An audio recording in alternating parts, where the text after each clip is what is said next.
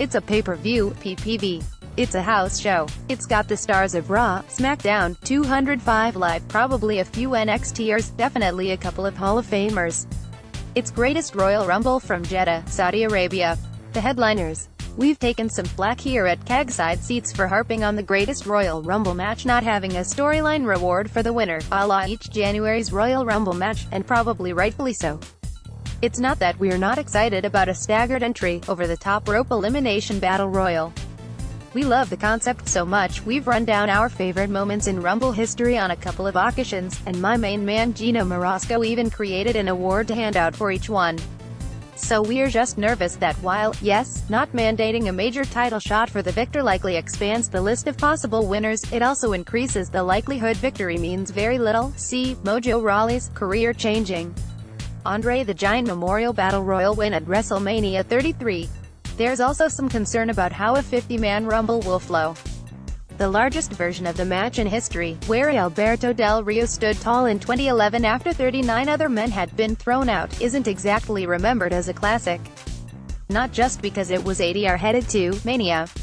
WWE's writers and agents have the 30-wrestler Rumble format down pretty well.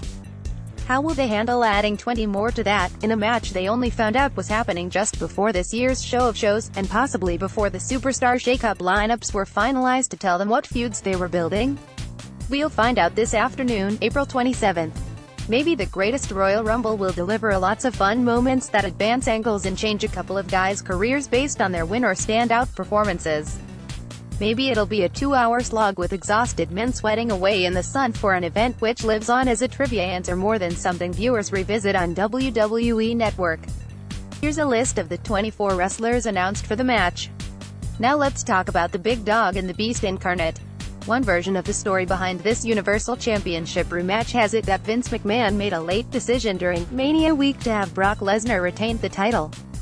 He negotiated to add some possibly very expensive dates to the champ's deal in order to complete the coronation of Roman Reigns in front of an audience that would be more receptive to his latest yard-claiming win.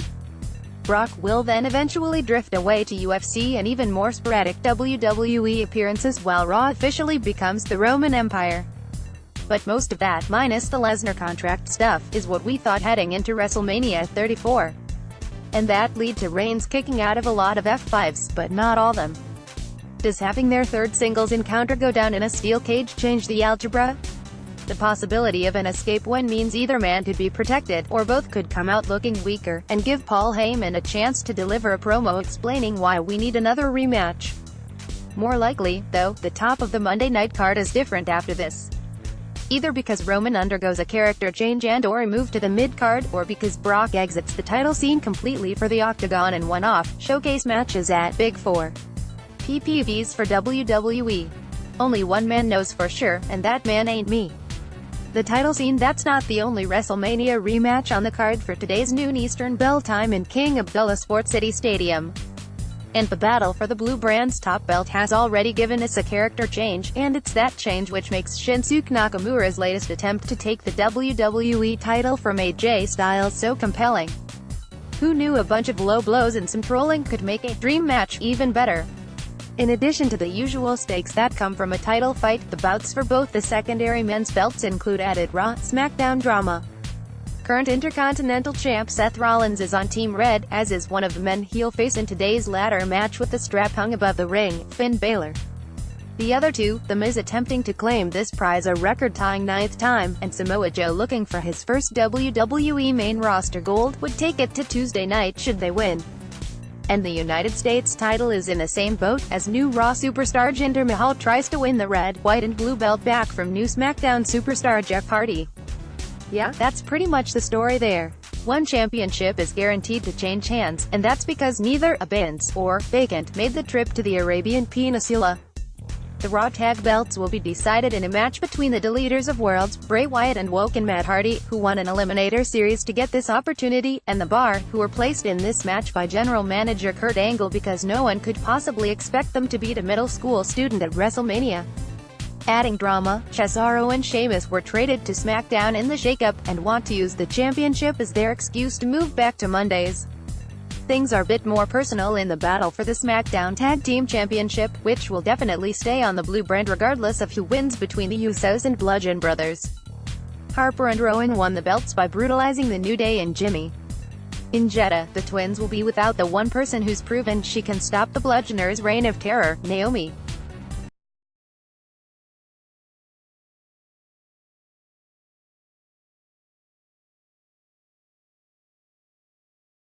Either way, current Cruiserweight champ Cedric Alexander and former title holder Kalisto will likely impress when they get a few minutes to fly around the ring for the Saudi fans. Other stuff to keep an eye on: after some drama which may or may not have involved people being mad, one wrestler referred to another wrestler as old. Undertaker's unretirement tour continues by burying Rusev softly in a casket match. Even more than usual, it's what happens after this match that's really interesting. Is this finally the marquee moment which propels internet fave Rory to a more prominent role on SmackDown?